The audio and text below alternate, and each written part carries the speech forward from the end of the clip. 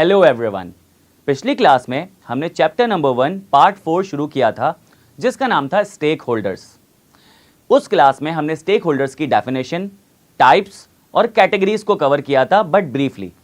इस particular class में हम तमाम स्टेक होल्डर्स को डिटेल में डिस्कस करेंगे और साथ ही साथ उनके ऑर्गेनाइजेशन में जितने भी स्टेक्स हैं या इंटरेस्ट मौजूद हैं उन सबको भी डिस्कस कवर करेंगे। So let's begin. सबसे पहले मैं बात करूंगा उन स्टेक होल्डर्स की जो ऑर्गेनाइजेशंस के लिए, बिजनेस के लिए बहुत ज़्यादा सिग्निफिकेंट होते हैं, that is the owners of the business. अगर मैं बिजनेस ओनरशिप की बात करूं तो आपके पास 3 जनरल कैटेगरीज मौजूद हैं: sole proprietorship, partnership and company. Sole proprietorship के ओनर्स को हम कहते हैं सोल प्रोप्राइटर्स, पार्टनरशिप के ओनर्स को हम कहते हैं पार्टनर्स और कंपनी के ओनर्स को हम कहते हैं मेंबर्स या शेयर होल्डर्स। देखें, कोई भी फॉर्म ऑफ बिजनेस ओनरशिप हो, किसी भी ओनर के लिए सबसे बड़ा या सबसे पहला स्टेक क्या होगा बिजनेस करने के लिए? देखिए, अगर मैं आपसे सवाल पूछूं कि आप क्यों बिजनेस करना चाहते हैं या आप क्यों बिजनेस कर रहे हैं, तो आप मुझे जवाब देंगे, sir for the sake of profits, हम प्रॉफिट कमाना चाहते हैं। तो जो ओनर्स बिजनेस कर रहे हैं उनका भी सबसे बड़ा, सबसे पहला स्टेक होगा प्रॉफिट्स। वो चाहेंगे कि उनका बिजनेस में प्रॉफिट हो, वो चाहेंगे कि उनके बिजनेस में प्रॉफिट इंक्रीज हो, वो चाहेंगे कि उनके बिजनेस में जो प्रॉफिट इंक्रीज हो रहे हैं उसका इंक्रीमेंट रेट बढ़ जाए। तो यहाँ पे पहला स्टेक आपको समझ आ गया होगा। दूसरा स्टेक होता है value maximisation of the business. Sir, इसे हम एक एग्जाम्पल से समझते हैं। लेट्स से कि एक इंडिविजुअल ने as sole proprietor business start किया with a investment of ₹1 crore. 1 crore से उसने बिजनेस स्टार्ट किया। 1 साल के बाद उसे प्रॉफिट होता है 50 लाख रुपीस का, यानी कि उसका रिटर्न ऑन इन्वेस्टमेंट ROI 50% था। उस इंडिविजुअल ने किया ये कि बिजनेस में से, प्रॉफिट में से उसने 20 लाख रुपए विड्रॉ किए और अपने पर्सनल यूजेस में लगा दिए। जो बाकी के 30 लाख का प्रॉफिट था उसने बिजनेस में उसे री इन्वेस्ट कर दिया, यानी कि ईयर 1 पे उसके पास जो इन्वेस्टमेंट थी वो थी 1 करोड़ रुपए की। अब जो बिजनेस की वैल्यू है वो हो गई 1 करोड़ 30 लाख रुपए, यानी कि उसका बिजनेस ग्रो कर गया, एक्सपेंड कर गया, उसके बिजनेस की वैल्यू मैक्सिमाइज हो गई। आई होप कि आपको ओनर्स ऑफ द बिजनेस के स्टेक समझ आ गए होंगे। अब मैं जिन स्टेक होल्डर्स की बात कर रहा हूं वो ऑर्गेनाइजेशन के लिए इक्वली इंपॉर्टेंट होते हैं, that is the employees of the business. अगर मैं एम्प्लॉयज को कैटेगराइज करूं तो मेरे पास 2 मेजर कैटेगरीज नजर आती हैं। नंबर 1 वो एम्प्लॉयज जो लोअर लेवल और मिडिल लेवल पे होते हैं।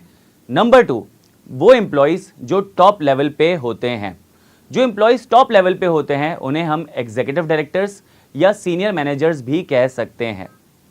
एक फॉर्म ऑफ बिजनेस ओनरशिप है जिसका नाम है कंपनी। वहाँ पे जो ओनर्स होते हैं यानी कि मेंबर्स और शेयर होल्डर्स, ये कंपनी में डिसीजन मेकिंग नहीं करते, ये कंपनी में ऑपरेट नहीं करते, कंपनी के सारे काम इनके बिहाफ पे एग्जीक्यूटिव डायरेक्टर्स कर रहे होते हैं।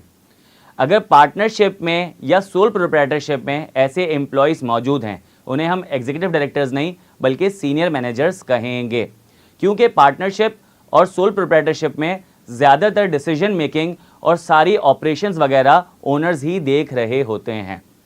अगर मैं टॉप मैनेजमेंट या टॉप लेवल एम्प्लॉयज़ के स्टेक की बात करूं तो इनके जो सबसे पहले स्टेक आते हैं ये वही स्टेक या इंटरेस्ट होंगे जो किसी भी ऑर्डिनरी एम्प्लॉय के होते हैं, जैसे कि बेसिक सैलरी।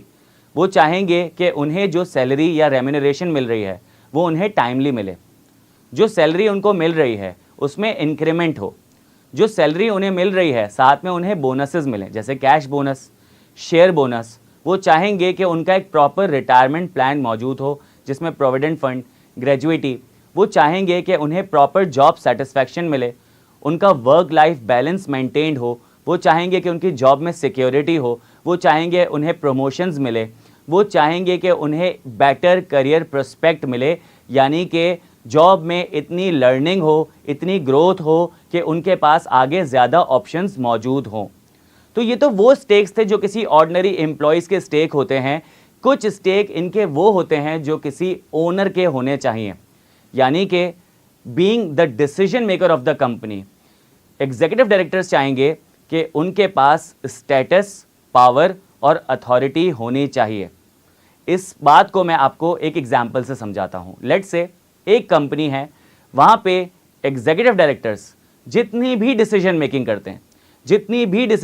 करते हैं उनके पीछे उनके शेयर होल्डर्स वोटिंग करके उस डिसीजन मेकिंग को नल एंड वॉइड कर देते हैं, डिस्कार्ड कर देते हैं, इनएफेक्टिव कर देते हैं। तो आप मुझे बताएं, क्या ऐसी ऑर्गेनाइजेशन में एग्जीक्यूटिव डायरेक्टर्स की इज्जत होगी? The answer is no. तो इन्हें वो रिस्पेक्ट, वो स्टेटस, वो पावर, वो अथॉरिटी चाहिए होती है कि जब ये डिसीजन मेकिंग करे तो इनका डिसीजन मेकिंग इफेक्टिव हो, इनका डिसीजन इफेक्टिव हो। तो यहाँ पे आपको टॉप मैनेजमेंट या टॉप लेवल एम्प्लॉयज़ के स्टेक भी समझ आ गए होंगे। अगर मैं बात करता हूँ जूनियर लेवल या मिडिल लेवल एम्प्लॉयज़ की, तो यहाँ पे जितने भी एम्प्लॉयज़ आपके पास मौजूद है इनके भी स्टेक वही है जो मैंने आपको टॉप लेवल एम्प्लॉयज़ के बताए थे, यानी कि basic salary, bonuses, retirement plan, career prospect, job satisfaction, job security etcetera. तो ये हमने अब तक इंटरनल स्टेक होल्डर्स कवर कर लिए, जिसमें आपके पास थे शेयर होल्डर्स या ओनर्स। नंबर 2, आपके पास थे टॉप लेवल एम्प्लॉयज़ यानी कि एग्जीक्यूटिव डायरेक्टर्स और सीनियर मैनेजर्स, और उसके बाद जो ऑर्डिनरी एम्प्लॉयज़ होते हैं जो लोअर लेवल और मिडिल लेवल पे परफॉर्म कर रहे होते हैं। अब हम चलते हैं ऑर्गेनाइजेशन से बाहर। अब जितने भी स्टेक होल्डर्स हम डिस्कस करेंगे उन्हें आप कैटेगराइज कर सकते हो into external stakeholders, starting with the supplier of the business. Supplier of the business वो इंडिविजुअल्स या ऑर्गेनाइजेशंस होती हैं जो बिजनेसेस को रॉ मटेरियल, कमोडिटीज, स्टॉक या इन्वेंट्री जैसी चीज़ें प्रोवाइड कर रही होती हैं।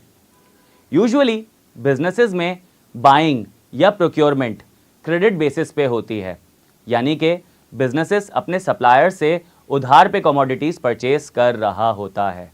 सर बिजनेसेस में सप्लायर्स के क्या स्टेक होंगे? स्टेक नंबर 1 कि सप्लायर्स ये चाहेंगे कि बिजनेसेस ने जितना भी उधार पे सामान खरीदा है वो टाइमली बेसिस पे पेमेंट कर दे, और पेमेंट कर दे, ऐसा ना हो डिफ़ॉल्ट कर जाएं। नंबर 2, सप्लायर्स ये भी चाहते हैं कि बिजनेसेस उनसे फ्रीक्वेंटली परचेजेस करें, ऐसा ना हो कि कुछ टाइम परचेज कर लेने के बाद किसी और सप्लायर पे शिफ्ट हो जाए। स्टेक नंबर 3, बिजनेसेस को ये बात पता है कि सप्लायर्स उन पे कितना रिलाय कर रहे होते हैं, तो बिजनेसेस को चाहिए कि वो अपने सप्लायर्स को फेयर ट्रीटमेंट दे, जस्ट ट्रीट करे, उनके साथ कोई बायसनेस वगैरह जैसी चीज़ें परफॉर्म ना करे। तो सप्लायर्स के भी 3 स्टेक आई होप आपको समझ आ गए होंगे। इसके बाद हमारे पास एक और एक्सटर्नल स्टेक होल्डर आता है जिसे हम कहते हैं लेंडर्स। लेंडर्स वो इंडिविजुअल्स, वो ऑर्गेनाइजेशंस होती हैं जो कि आपके बिजनेस को लोन प्रोवाइड करती है, यानी कि आपका बिजनेस अगर चाहे तो इन लेंडर्स से लोन वगैरह बोरो कर सकता है। इनके क्या स्टेक्स होंगे? देखें, बीइंग लेंडर, इनकी जो सोर्स ऑफ इनकम होती है वो होती है इंटरेस्ट बेस्ड। तो वो चाहते हैं कि अगर आपने कोई अमाउंट बोरो की है तो आप टाइमली बेसिस पे इन्हें इंटरेस्ट की अमाउंट पे करते रहें, और जब मैच्योरिटी डेट आ जाए, यानी कि जब प्रिंसिपल अमाउंट वापस करने की डेट आए, तो आप इन्हें इनके पैसे वापस कर दें, उसमें कोई डिले वगैरह ना करें। तो आई होप कि आपको लेंडर्स के भी स्टेक्स समझ आ गए होंगे।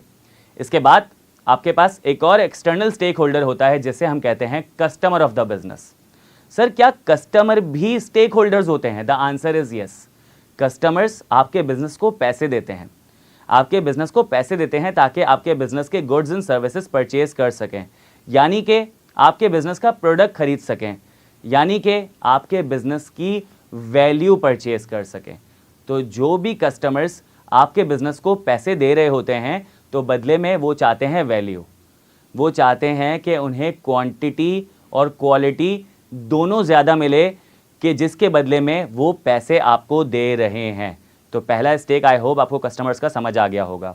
सर दूसरा स्टेक क्या हो सकता है? दूसरा स्टेक ये होता है कि कस्टमर्स चाहते हैं कि आपका बिजनेस उन्हें pre sales, during the sales and post sale service provide करे, कस्टमर सर्विस प्रोवाइड करे। ऐसा ना हो कि जब कस्टमर कुछ खरीद नहीं रहा तो आपका बिजनेस उन्हें वो इंपॉर्टेंस नहीं शो कर रहा जो वो डिजर्व करते हैं, जो वो डिजायर करते हैं। तो पहला स्टेक हो गया कि कस्टमर्स चाहते हैं कि उन्हें वैल्यू मिले। दूसरा स्टेक हो गया कस्टमर्स चाहते हैं कि उन्हें कस्टमर सर्विस मिलती रहे। इसके बाद मैं जिस एक्सटर्नल स्टेक होल्डर की बात करने वाला हूं वो बहुत ज़्यादा सिग्निफिकेंट होते हैं, जिनका नाम है द गवर्नमेंट। गवर्नमेंट के बिजनेसेस में बहुत ज़्यादा स्टेक्स जुड़े हुए होते हैं, स्टार्टिंग विथ टैक्सेस। गवर्नमेंट को कंट्री चलाने के लिए टैक्सेस रिक्वायर्ड होते हैं। बिजनेसेस प्रॉफिट अर्न कर रहे होते हैं, तो जितने ज़्यादा बिजनेसेस होंगे उतना ज़्यादा जो है टैक्स कलेक्ट होगा। जितना ज़्यादा टैक्स कलेक्ट होगा तो गवर्नमेंट उतना ही इफेक्टिवली मुल्क को चला सकती है। इसके बाद दूसरा जो स्टेक होता है गवर्नमेंट का ऑर्गेनाइजेशन की तरफ, वो ये होता है कि गवर्नमेंट चाहती है इकोनॉमी में अनएम्प्लॉयमेंट लेवल जो है वो रिड्यूस होना शुरू हो जाए। तो यहाँ पे बिज़नेस बहुत ज़्यादा कंट्रीब्यूट करती हैं, क्योंकि बिजनेसेस जॉब अपॉर्चुनिटीज़ प्रोवाइड करती हैं, एम्प्लॉयमेंट प्रोवाइड करती है। तो जैसे जैसे बिजनेसेस ग्रो करेंगे, जैसे जैसे बिजनेसेस बढ़ेंगे, वैसे वैसे आपके पास एम्प्लॉयमेंट लेवल बढ़ेगा, और जैसे जैसे एम्प्लॉयमेंट लेवल बढ़ेगा तो अनएम्प्लॉयमेंट लेवल रिड्यूस होना शुरू हो जाएगा। इसके बाद गवर्नमेंट का और क्या स्टेक हो सकता है? गवर्नमेंट चाहती है कि मुल्क में जीडीपी इंक्रीज़ करे। Sir what is GDP? GDP का फुल फॉर्म होता है ग्रॉस डोमेस्टिक प्रोडक्ट। अगर मैं सिंपलेस्ट लैंग्वेज में आपको ग्रॉस डोमेस्टिक प्रोडक्ट समझाऊं तो इसका मतलब ये होता है कि एक इकनॉमी में एक साल के अंदर एक मुल्क की ज्योग्राफिकल बाउंड्री के अंदर जितने भी गुड्स एंड सर्विसेज डेवलप होते हैं, this is called GDP. Economics में आप इस कॉन्सेप्ट को डिटेल में पढ़ोगे, लेकिन यहाँ पे समझने वाली बात यह है कि गवर्नमेंट चाहती है कि मुल्क में गुड्स एंड सर्विसेज ज़्यादा प्रोड्यूस हो। तो जितने ज़्यादा बिजनेसेस होंगे उतने ज़्यादा गुड्स एंड सर्विसेज प्रोड्यूस होंगे, और जितने ज़्यादा गुड्स एंड सर्विसेज प्रोड्यूस होंगे तो उस साल का जीडीपी इंक्रीज़ कर जाएगा। गवर्नमेंट चाहती है कि मुल्क का बैलेंस ऑफ ट्रेड भी जो है वो फेवरेबल हो। बैलेंस ऑफ ट्रेड कैसे फेवरेबल होता है? आपके मुल्क में एक साल में जितनी भी एक्सपोर्ट्स होती हैं और जितनी भी इंपोर्ट होती हैं, अगर आप इनको कंपेयर करें, एक्सपोर्ट्स अगर ज़्यादा है तो इसका मतलब है कि आपका बैलेंस ऑफ ट्रेड फेवरेबल है, अदरवाइज अनफेवरेबल है। तो गवर्नमेंट चाहेगी कि बिजनेसेस ज़्यादा ग्रो करें, बिजनेसेस ज़्यादा गुड्स एंड सर्विसेज बनाएं, इतनी ज़्यादा गुड्स बनाएं कि आपके मुल्क के लिए सफिशेंट हो, उसके बाद जो बच जाए उन्हें हम एक्सपोर्ट कर दें। तो अगर हमारी एक्सपोर्ट इंक्रीज़ करेगी तो एक वक्त ऐसा आएगा कि हमारी इंपोर्ट से भी ज़्यादा इंक्रीज़ हो जाएगी हमारी एक्सपोर्ट्स, और हमारा बैलेंस ऑफ ट्रेड सरप्लस हो जाएगा। इस कॉन्सेप्ट को भी आप इकोनॉमिक में डिटेल में पढ़ोगे, बट आई होप कि आपको समझ आ गया हो कि गवर्नमेंट के कितने सारे स्टेक्स इन्वॉल्व होते हैं किसी भी ऑर्गेनाइजेशन के अंदर। अब मैं जिन एक्सटर्नल स्टेक होल्डर्स को डिस्कस कर रहा हूं वो बहुत इंटरेस्टिंग है। उनका नाम है लोकल कम्युनिटीज़। लोकल कम्युनिटीज़ वो इंडिविजुअल्स, वो ऑर्गेनाइजेशंस, वो ग्रुप ऑफ पीपल होते हैं जो कि आपके बिजनेस प्रेमिसेस को सराउंड कर रहे होते हैं। यहाँ पे लोकल कम्युनिटीज़ को मैं दो हिस्सों में तोड़ सकता हूँ। पहले हिस्से का नाम कर देते हैं एम्प्लॉयज़, दूसरे हिस्से का नाम रख देते हैं बिजनेसेस। पहले मैं बात करूँगा एम्प्लॉयज़ पे। देखें, अगर आपने कोई नया बिज़नेस स्टैब्लिश किया है किसी भी लोकेशन पे, जब आप वहाँ पे ऑफिस स्टार्ट करेंगे तो वहाँ पे इर्द गिर्द जितने भी लोग होंगे, जब उन्हें पता चलेगा कि कोई नया बिज़नेस खुला है तो वो खुद चल कर आएंगे, आपको अपनी सीवीज़ प्रोवाइड करेंगे। तो देयर इज़ अ चांस कि आप बहुत सारे अनस्किल्ड लेबर उसी एरिया से हायर कर लें, जैसे कि सिक्योरिटी गार्ड्स, जैसे कि मेड्स, जैसे कि सपोर्ट स्टाफ, जेनिटोरियल स्टाफ। इस तरीके के इंडिविजुअल्स आप उसी एरिया से हायर कर लेंगे, क्योंकि इनका पे स्केल कम होता है। अगर आप ऐसे लोग दूर दराज के एरिया से हायर करेंगे तो वहाँ पे उनकी ट्रांसपोर्टेशन कॉस्ट बढ़ जाएगी, तो शायद वो फ्रीक्वेंटली आपकी ऑर्गेनाइजेशन की जॉब्स को छोड़ना शुरू कर दें, और उस सराउंडिंग के जितने भी लोग हैं वहाँ पे उनका एम्प्लॉयमेंट लेवल बढ़ जाएगा। तो इसका मतलब ये हो गया कि उनका ऑर्गेनाइजेशन में स्टेक ये है कि उन्हें जॉब अपने घर से नज़दीक मिल जाएगी, जहाँ पे उनकी ट्रांसपोर्टेशन कॉस्ट सेफ हो जाएगी। अगर मैं बात करता हूँ बिजनेसेस की, तो जो आपका बिजनेस प्रेमिसेस होता है उसके सराउंडिंग में बहुत सारे छोटे छोटे बिजनेसेस होते हैं, जैसे कि फूड कार्ट्स, जैसे कि पान के केबिन, या इसके अलावा और बहुत सारी छोटी मोटी दुकानें होती हैं। तो आपके बिज़नेस में जितने भी एम्प्लॉयज़ होते हैं, जितने भी मैनेजर्स होते हैं, जितने भी ओनर्स होते हैं, वो यूजुअली इन स्टॉल्स को विजिट करते हैं, यहाँ पे कोई ना कोई आइटम कंज्यूम कर रहे होते हैं। तो किसी भी एरिया पे एक बिज़नेस स्टैब्लिश होने की वजह से उस एरिया के, उस लोकेलिटी के कुछ लोकल बिजनेसेस चलना शुरू हो जाते हैं। तो इसका मतलब ये है कि उस एरिया में जो लोकल बिजनेस है उनका स्टेक आपकी ऑर्गेनाइजेशन के साथ जुड़ गया। कल को आप डिसाइड करते हो कि यहाँ से प्रेमिसेस को ख़त्म कर दो, तो वहाँ पे कुछ टाइम के लिए जो उन्हें फ़ायदा हो रहा था अब वो उनको फ़ायदा नहीं होगा, तो उनका बिजनेस ऑटोमेटिकली लॉस में चले जाएगा। तो आपके बिजनेस के डिसीजन मेकिंग की वजह से अगर कोई और बिजनेस इंपैक्ट हो रहा है तो वो डेफिनेटली आपके बिजनेस का स्टेक होल्डर है। आई होप आपको लोकल कम्युनिटी समझ आ गई हो। इसके बाद हमारे पास एक और एक्सटर्नल स्टेक होल्डर की कैटेगरी है जिसे हम कहते हैं the general public. The general public, इसमें आपके पास NGOs भी आ जाते हैं, प्रेशर ग्रुप्स भी आ जाते हैं, वो तमाम इंडिविजुअल्स या ऑर्गेनाइजेशंस आ जाती हैं जो आपके बिजनेस से किसी ना किसी तरीके से इम्पैक्ट हो रही है। ज़रूरी ना हो कि वो इंडिविजुअल आपके बिजनेस के प्रेमिसेस के सराउंडिंग में रहता हो, दूर दराज में भी रह सकता है। तो ये वो इंडिविजुअल्स होते हैं, ग्रुप ऑफ पीपल होते हैं जो डिमांड करते हैं कि आपके बिजनेस की प्रैक्टिसेस एथिकल हो, आपका बिजनेस प्रोमोट कर रहा हो नेचर को, इन्वायरमेंट को और सोसाइटी को। आपका बिजनेस कोई ऐसे गुड्स एंड सर्विसेज प्रोड्यूस ना कर रहा हो जिसकी वजह से कंज्यूमर्स को नुकसान हो। इसी तरीके से आपका बिजनेस कोई ऐसी एक्टिविटी परफॉर्म ना कर रहा हो जिससे नेचर को कोई नुकसान हो या फिर जो है नेचुरल रिसोर्सेज वगैरह एग्जॉस्ट होना शुरू हो जाएं। तो यहाँ तक हमने बहुत सारे एक्सटर्नल स्टेक होल्डर्स कवर कर लिए। इसके बाद लास्ट एक्सटर्नल स्टेक होल्डर आता है जिसका नाम है non executive directors. Non executive directors वो एक्सटर्नल स्टेक होल्डर्स हैं जिनके बारे में शायद आपको पता भी ना हो, और अगर पता भी होगा तो ज़्यादा बातें पता नहीं होगी। इस पर्टिकुलर क्लास में मैं आपको नॉन एग्जीक्यूटिव डायरेक्टर्स के बारे में हर वो बात बता दूंगा जिसको सुन लेने के बाद आपको पता चल जाएगा कि नॉन एग्जीक्यूटिव डायरेक्टर्स होते क्या हैं। So let's begin. सबसे पहले मैं बात करूंगा कि नॉन एग्जीक्यूटिव डायरेक्टर्स और एग्जीक्यूटिव डायरेक्टर्स में क्या फ़र्क होता है। जैसे कि हमने एस्टैब्लिश किया कि एग्जीक्यूटिव डायरेक्टर्स कंपनी के एम्प्लॉयज़ होते हैं, तभी हम उन्हें इंटरनल स्टेक होल्डर्स कहते हैं। नॉन एग्जीक्यूटिव डायरेक्टर्स को हमने कहा एक्सटर्नल स्टेक होल्डर्स। तो क्या सर ये कंपनी के एम्प्लॉयज़ नहीं हैं? नहीं, ये कंपनी के एम्प्लॉयज़ नहीं हैं। तो सर इनका कंपनी में कंट्रीब्यूशन क्या है, कंपनी में इनका रोल क्या है, पार्ट क्या है? तो देखें, कंपनी में ये डिसीजन मेकिंग कर रहे होते हैं as board of directors. Sir ये बोर्ड ऑफ डायरेक्टर्स क्या होता है?